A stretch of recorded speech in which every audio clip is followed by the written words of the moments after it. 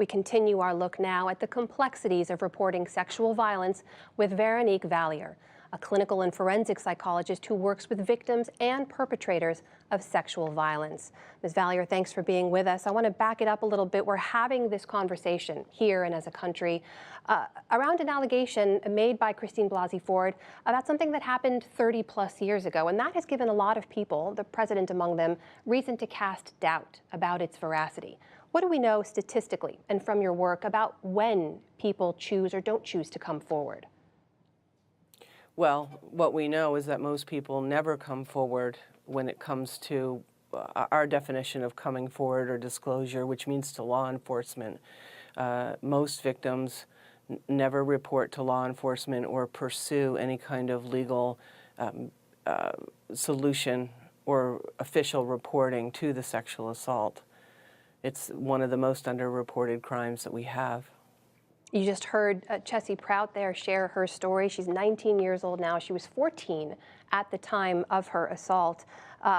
Is there any correlation that we know of between the age of an alleged victim and whether or not they choose to share what happened to them with others or report it? I'm not sure. There's probably some correlations with age because as we when you're assaulted as a child, as you become an adult, you may choose to tell because you're more empowered, you have greater support system, you're not racked by the feelings of helplessness, and you cognitively and emotionally understand your assault more readily and thoroughly. But the relationship with the perpetrator and the status of the perpetrator have a lot more to do with choices of reporting than age. A child who may be sexually assaulted by a stranger may report more quickly than someone sexually assaulted by a family member or a loved one or someone trusted in their family or community. I want to be clear, of course, what's unfolding between Judge Kavanaugh and Dr. Ford is not a criminal proceeding in any way.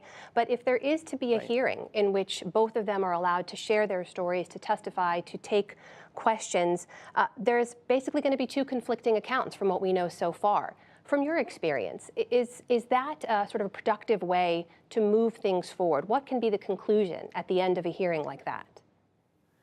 Well, in a positive way, if the hearers of the accounts understand sexual assault, understand victim behavior, and understand perpetrator behavior without it being clouded and muddied by misinformation, like if it was that bad, it would have been reported, or ideas that minimize or diffuse what sexual assault is, in that when we carry a narrative of sexual assault that includes penetration and violation and weapons, that's the bar we define sexual assault with.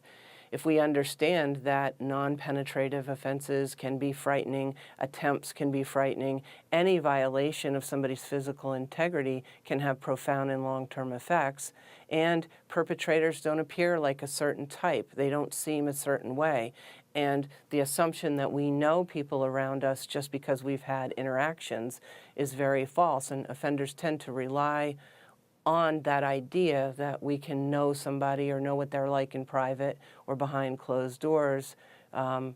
So they build a public persona of niceness and politeness and integrity while they may be doing all kinds of things in their private life where other people don't know.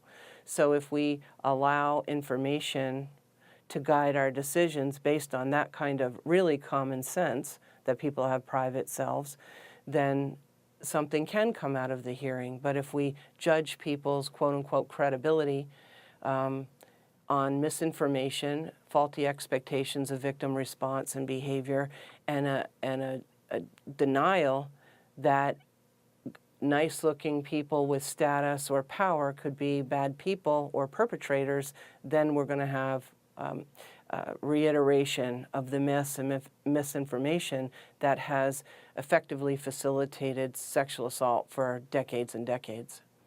Veronique Valliere, thank you so much for your time. Thank you.